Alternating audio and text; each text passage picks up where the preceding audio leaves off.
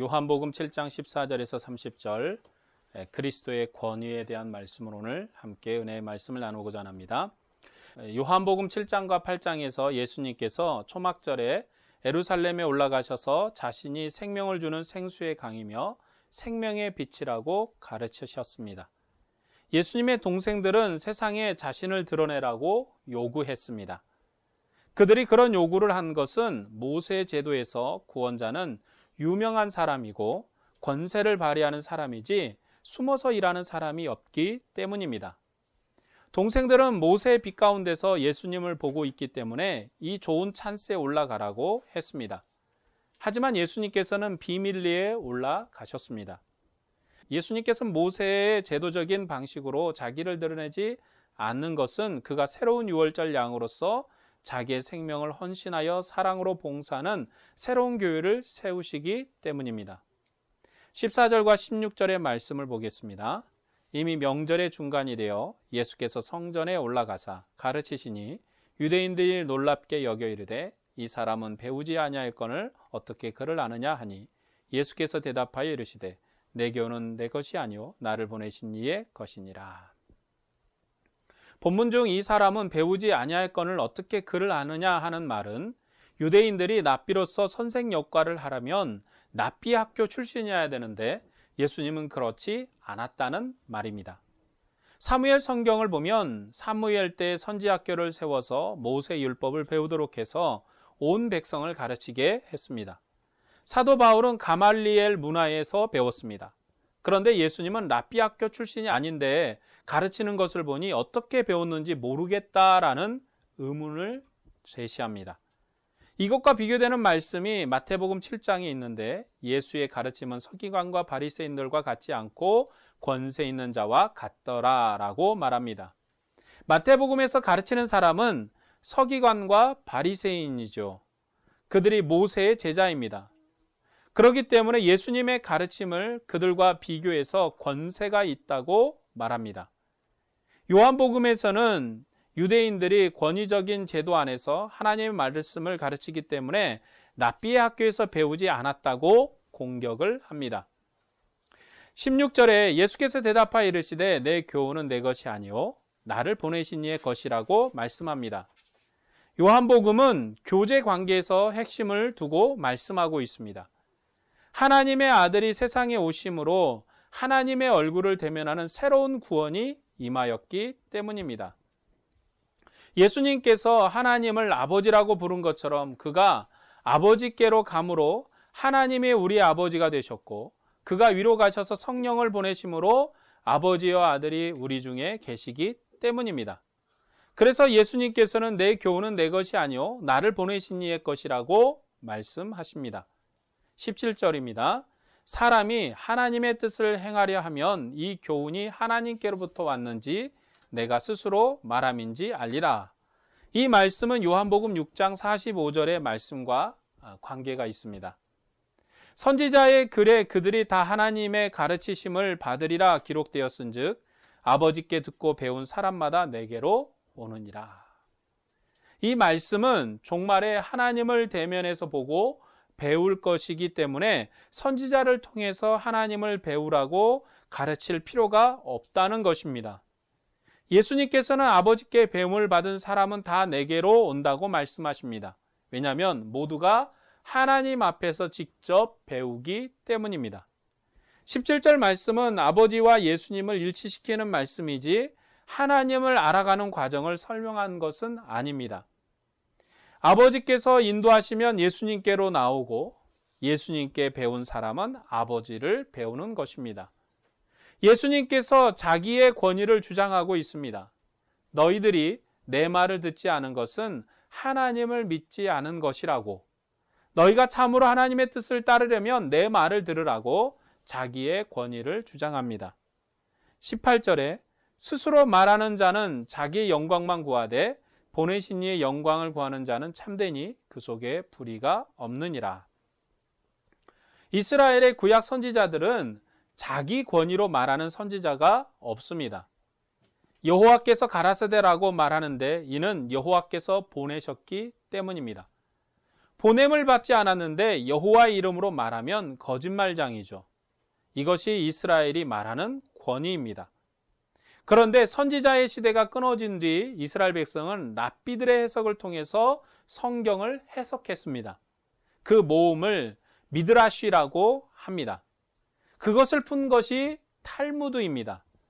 랍비의 전원집, 전통집이 성경을 푸는 방법이었습니다. 선지자들은 여호와를 의탁했지만 선지자가 끊어진 시대에는 그렇게 말하는 권위자가 없어졌습니다. 그래서 랍비들의 해석에 권위의 토대를 두고 백성을 가르쳤습니다. 예수님의 권위는 아버지께 보냄을 받은 자의 권위입니다. 구약의 선지자들은 여호와께서 가라사대 하는 여호와의 종이셨습니다. 그러나 예수님께서는 아버지께서 나를 보내셨다고 말씀하십니다. 19절 말씀을 보면 모세가 너희에게 율법을 주지 아니하였느냐? 너희 중에 율법을 지키는 자가 없도다. 너희가 어찌하여 나를 죽이려 하느냐? 유대인들이 예수님을 죽이려 한 것은 모세를 근거로 합니다. 그러면 예수님은 누구십니까? 이 아버지께서 보내셨을 뿐만 아니라 모세가 증거한 사람입니다. 이스라엘 백성이 모세를 빙자해서 예수님을 죽이려고 해서는 안 됩니다. 그래서 예수님께서 너희 중에 율법을 지키는 자가 없도다라고 말씀하신 것입니다. 21절에서 24절의 말씀입니다. 예수께서 대답하여 이르시되 내가 한 가지 일을 행하매 너희가 다 이로 말미암아 이상히 여기는도다. 모세가 너희에게 할례를 행하였으니 그러나 할례는 모세에게서 난 것이 아니요 조상들에게서 난 것이라. 여기 이 괄호를 해서 설명하는 것은 그것의 탁월함을 설명하는 방식입니다. 이스라엘은 항상 모세를 자랑했는데 모세까지도 그 토대는 아브라함에게 있습니다. 하나님께서 아브라함 때 언약을 주셨기 때문에 모세 때 이스라엘 백성을 하나님의 장자로 지으시고 그 나라를 경영하는 율법을 주셨던 것입니다. 모세가 말한 할례까지라도 그 토대는 조상에게 있습니다. 본문은 이렇게 조상의 권위를 앞세웁니다. 그러므로 너희가 안식일에도 사람에게 할례를 행하느니라.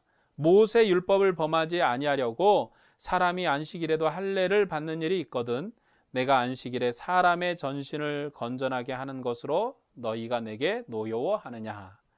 이스라엘 백성은 할례를 받지 않으면 유월절에 참여하지 못하고 언약 백성으로 계수되지 못합니다.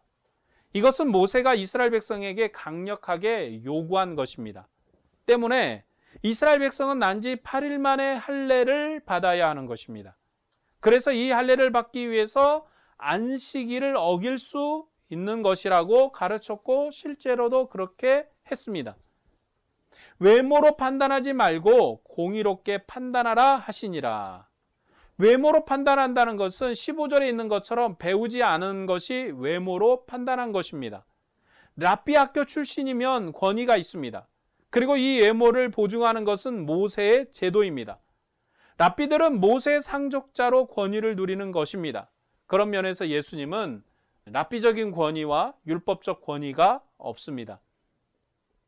예수님께서는 유대인들이 모세의 율법을 따라 안식일을 지키면서도 할례를 받지 않으면 하나님 백성이 되지 못하기 때문에 할례를 하려고 안식일을 범했다고 말씀하십니다.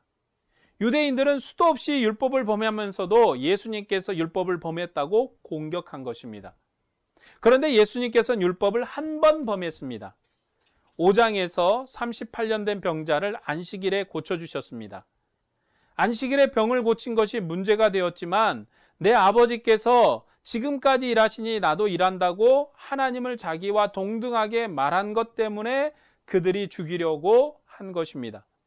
유대인들은 안식을 범했으니 하나님께로부터 온 선생이 아니라는 것이 그들의 기본적인 생각이었고 기본적인 방식이었습니다. 그래서 예수님께서 상습적인 안식일 파괴를 예로 들어 말씀하신 것입니다. 유대인들이 반복해서 8일의 할례를 행함으로 안식일을 범했다고 말하고 있습니다. 그런데 예수님께서 안식일을 범했다고 죽이려고 한 것입니다. 유대인들이 할례를 받는데 이 할례는 모세보다 더 높은 아브라함 때에 주어진 것입니다. 모세도 아브라함에게 속한 자입니다. 모세 제도까지라도 아브라함의 권세 아래 있습니다. 예수님께서는 아브라함이 내 때를 보고 즐거워했다고 말씀하시므로 조상들에게 약속하신 그 약속의 성취자로 오셨고 그가 모세보다 더 큰 분이라고 자기를 증거합니다. 유대인들은 안식일 날에도 할례를 행함으로 정결한 하나님의 백성이 되는 의식을 행했습니다. 예수님께서 38년 된 사람의 전체 몸을 깨끗하게 해서 그 생명을 새롭게 했는데 그것이 이상해서 나를 죽이려고 하느냐고 반박하십니다.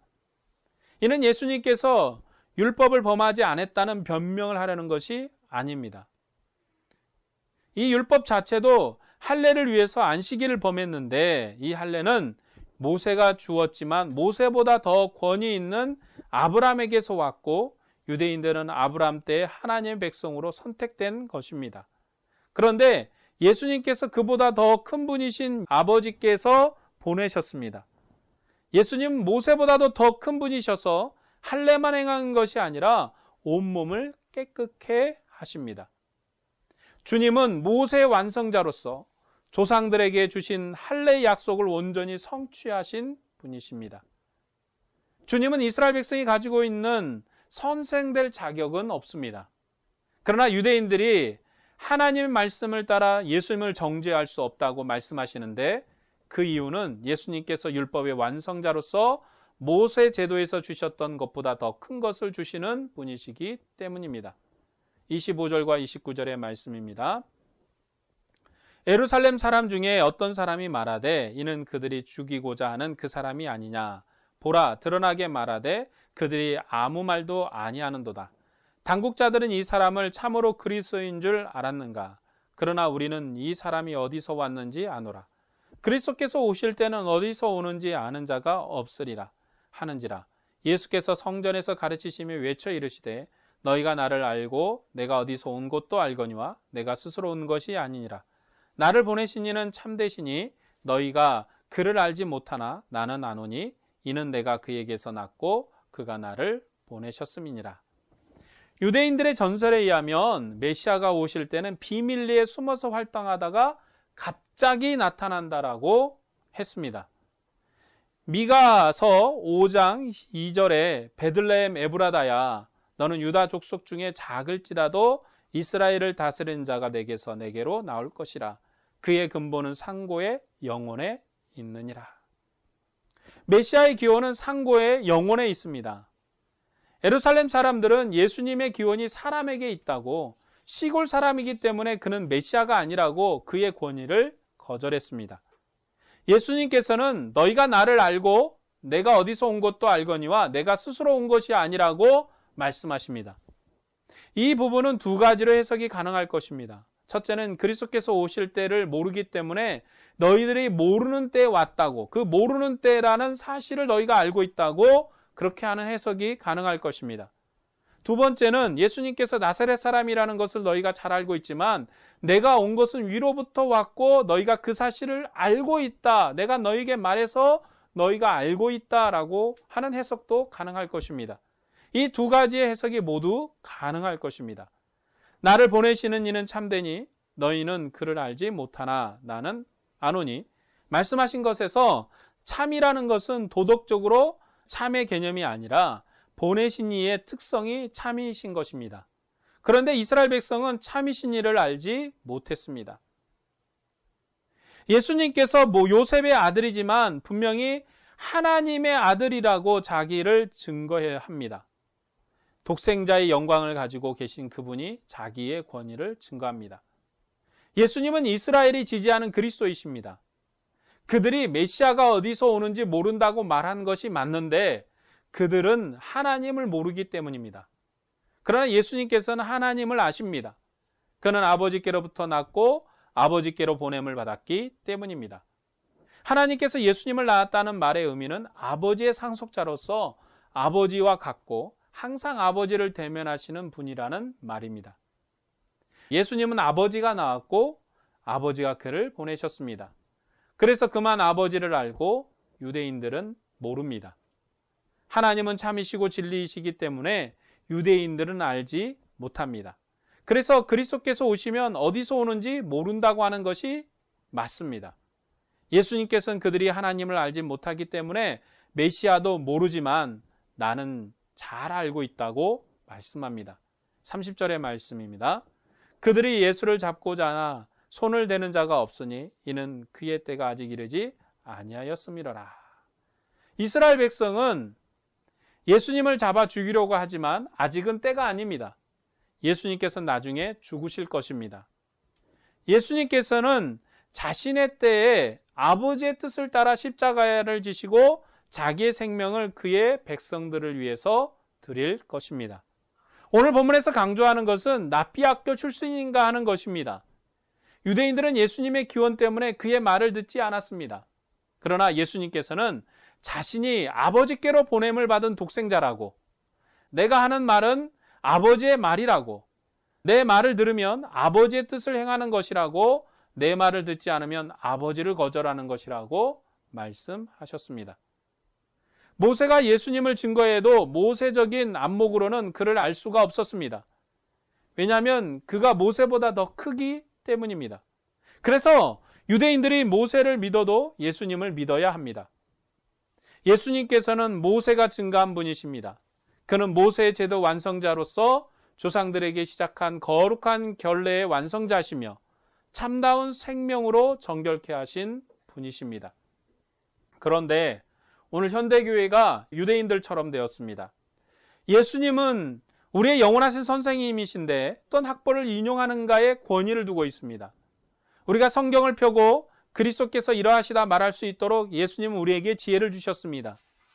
아버지께로 가신 분, 부활하신 예수님께서 영으로 우리 안에 계셔서 하늘에 속한 모든 진리로 인도하시는데 오늘 교회는 주님의 권위를 말하지 못합니다.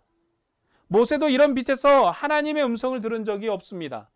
신약교회는 하늘의 완전한 빛으로 말할 수 있도록 성경을 우리의 기업으로 주셨고 영광의 영이 우리 안에서 역사해서 예수님의 얼굴을 아는 영광으로 하나님을 뵙도록 하십니다. 주님과 우리 사이에는 아무런 어둠이 없습니다. 이것이 주님과 우리의 완전한 관계입니다. 그런데 우리들은 고린도 교회처럼 문벌을 추구하고 있습니다. 복음은 직접 하나님이 자기 백성에게 말씀하신 것입니다. 때문에 다른 해석자가 필요가 없습니다. 목사직은 하나님께서 은혜를 더하셔서 교회를 주님의 장성한 분량에 이르도록 주신 것입니다. 목사가 없다고 여러분이 성경을 모르는 것이 아닙니다. 구약 때는 선지자가 말하지 않으면 하나님의 말씀을 알 수 없었으나 지금은 하나님이 직접 여러분에게 성경을 통해서 말씀하십니다. 하나님은 이런 영광을 오늘 우리에게 주셨습니다. 그런데 교인들이 목사가 어떤 대학을 나왔는지, 어디에서 유학을 했는지 중요하게 생각을 합니다. 이것은 타락한 모습입니다. 우리는 성경에서 주님이 그렇다고 하시면 생명을 걸고 말씀을 따라야 합니다. 그것이 우리 안에 있는 그리스도의 영으로 빛 가운데 사는 것입니다. 교회가 누구의 권위에 있습니까? 그리스도의 사랑의 관계에 권위가 있습니다. 구약 때는 권위적인 질서를 두는 것이 옳습니다. 모세가 가르치고 만부장이 천부장이 판결할 것이기 때문입니다. 그런 권위적인 수준이 있는 것이 옳습니다. 그러나 복음은 그렇지 않습니다. 어제 결혼한 사람도 여보라고 불러도 좋고 50년 결혼한 생활한 사람도 여보라고 불러도 좋은 것입니다. 내가 어제 결혼해놓고 부부의 깊은 경지를 알겠느냐고 하는 말은 옳지 않습니다. 우리는 성경 지식에 대해서 여러 가지 차이를 가지고 있기 때문에 그래서 하나님께서 목사를 두셔서 돕도록 하십니다. 그러나 하나님께서는 진리와 근본적인 도리에 대해서 우리에게 무엇을 원하시는지 성경은 명료하게 이야기하기 때문에 우리들은 박사들의 도움이 필요하지 않습니다. 주님을 아는 지혜는 주님을 대면함으로 아는 것입니다. 우리가 하나님을 빛 가운데서 대면하면 영광 가운데 하나님 안에 있습니다. 이것이 우리의 생명입니다. 우리의 모든 일에서 하나님은 이러하시다고 대답할 수 있어야 합니다. 세상에 아무리 문벌이 좋아도 이 세상의 지혜로는 하나님을 알 수 없습니다. 예수님은 하나님이 우리에게 주신 지혜입니다. 왜냐하면 그가 우리에게 아버지를 가르치시기 때문입니다. 우리는 하나님 앞에서 친히 배웁니다. 누구든지 예수님을 하나님의 아들이라 고백하고 복종하면 영광의 빛 가운데 있고 하나님 안에 있습니다. 이제 주님께서 오셔서 그의 영광을 대면할 때까지 이 영광의 빛 가운데서 조금도 어둠에 굴복하지 않고 예수님께서 하나님인 사실을 확실히 증거하고 주님을 믿고 주님만을 따르는 신실한 백성으로 사시기를 주의 이름으로 축복합니다. 기도하겠습니다.